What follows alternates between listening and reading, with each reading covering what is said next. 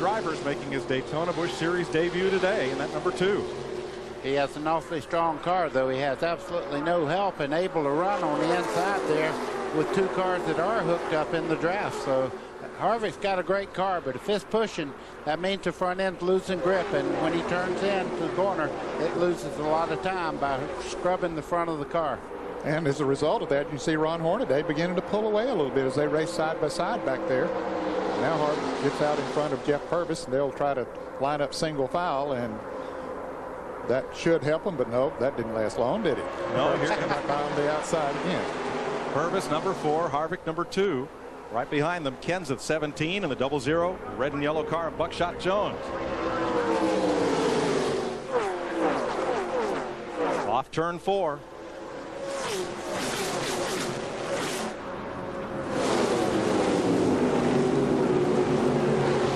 Well, that is just about the point in the race where the good cars start to come to the front. You see Joe Nemechek starting to move up in that silver and black car there, starting in the 26th spot. Now he's making his way up to the front.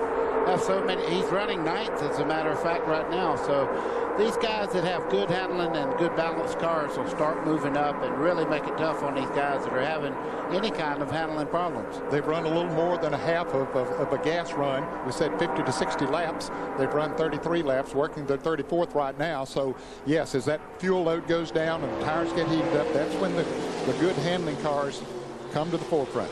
How about Jay Sauter up with that lead pack, number 43, from out of the Craftsman Truck Series. His dad, Jim Sauter, longtime campaigner in the Midwest and has made 7 Daytona 500 starts. Tim Sauter, his brother's a racer. A lot of racing Sauters from Winnebago, Wisconsin. Here's the Excedrin cam from Jason Keller's car and our Fritos telemetry. Very, very fast, too. 189 miles an hour. See the RPM, 1,600 there as he goes down. And you can see the back straightaway there. They have a huge stand that they put in a couple of years back. A lot of people here today watching this race. Big crowd. And an unscheduled pit stop for another of the favorites here. Bobby Hamilton Jr. coasted into the pits, or I say coasted in. Dick, what's his problem?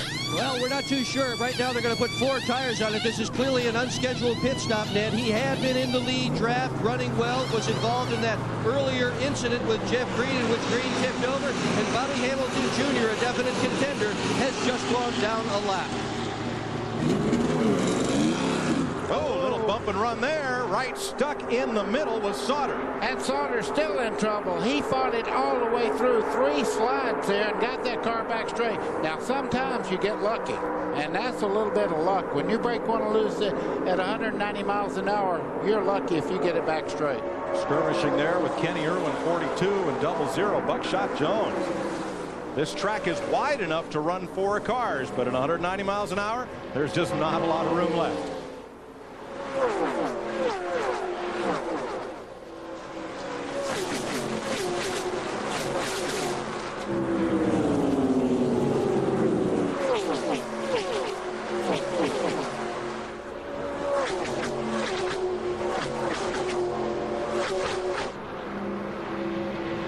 Six laps complete. There's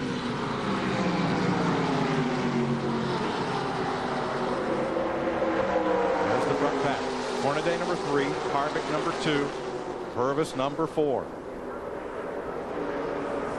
Yeah, and a lot of good cars just behind them there. They actually are closing in again. They have dropped back about 10 car lengths.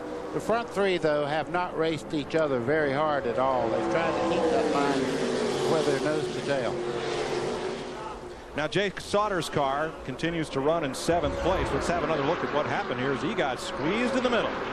He is in the middle, and right there the back breaks loose. Now the car is very loose right there. He wasn't actually hit. He tried to get the car back straight, and now it took a little turn to the right there, and he got it back straight. He is very lucky. If there was a bump, it was here going into the corner, maybe. Mike, that outside car is just taking all the air and making a vacuum there that pulls the back of that car around. He was very lucky that that thing didn't spin out on him. Sauter continues in 7th place. Now, is his car damaged? No, it's not damaged. I would say right now, though, he says, I won't do that again. Be careful which position he gets himself in. Bobby Hamilton Jr. comes back down pit road once again. Yeah, right there, he should have said, I think I'll just check up and follow these guys and get in a draft there. Those 3 wide things, they're pretty for camera, but it's pretty aggravating when you're out there. Pretty scary, too. Dick Berggren. Bobby Hamilton is on pit road again. This is a major problem. He has a broken right rear shock absorber or a broken right rear shock bracket.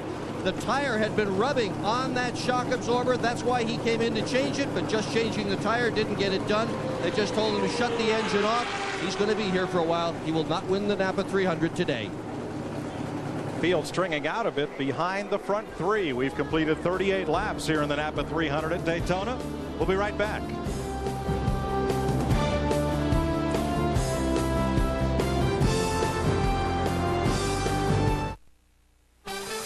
This CBS Sports Race Summary is sponsored by Smooth Busch Beer, an easy-drinking Busch Light.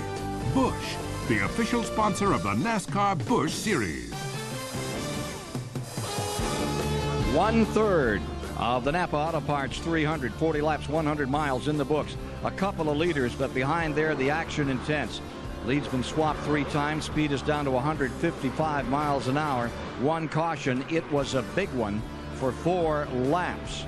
After Jeff Green switched lanes, got caught up with Bobby Hamilton, and at least, 4 cars were knocked out of that, as you can see right there. Let's rejoin Mike Joy. Ken at the front, Ron Hornaday, Kevin Harvick, and Jeff Purvis have tried to break away from the rest of this field. There are 7 cars chasing them in a draft of their own, and then about a 14-car freight train. But there are the 3 leaders. They pulled away by almost 2 seconds from the 4th place car, which is Kenny Irwin.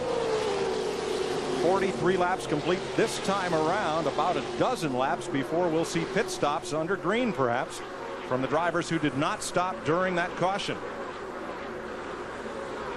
There's Irwin's car in green, and you see the distance there from 3rd back to 4th. Doesn't look like much, but it's 1.6 seconds. And the first 3 cars there, I think right now are handling a little bit better than this other group. It's going to be hard to run them down, but if anybody can, Kenny Irwin can there in that green nose car just behind the first 3. And another to watch is Nemechek. He is in 8th place. Number 87, the silver car, dipping low on the racetrack as they enter turn 3. Nemechek making a run. Remember, he started 26th after having to requalify on the 2nd day. And he's got help there from Jay Sauter. I hope it's help. That was a little more than help there. That got the 87 there. Joe Nemechek crossed up. He got it back straight in a hurry, but he got a little bump there as they started off the corner. Back at the front, Hornaday running the lowest line on the track right against the yellow line, and thus is in no danger of losing the lead to Harvick, who's having to take a longer way around higher up the racetrack. Yeah, and I noticed that Jeff Purvis in the 4 cars beginning to have a little higher lines in 3 and 4 too. He tried to hold it down a second ago, but you see both cars going up the hill there. That means that they're not able to run down there with Hornaday, because if they could, they would. There again, when those tires get heated up and the track gets a little bit slicker, they start moving up the track. And we ride with Ron Hornaday. Ron Hornaday Jr., I tell you what a driver this guy is. Look how still his hands are in the corner. He's just actually just kind of working that car very little bit of motion there as he starts out towards the back straightaway. But that is a good car. A lot of racing knowledge in that particular car. Dale Earnhardt Jr. won 2 years in a row, and basically that same car. Hornaday's father, a great champion of stock car racing on the West Coast, and his son, Ronnie, the 3rd, now embarking on his own racing career. Yeah, and he looks pretty good, too. It won't be long before all 3 of them can say, I've been a pretty good driver. Dick Berggren.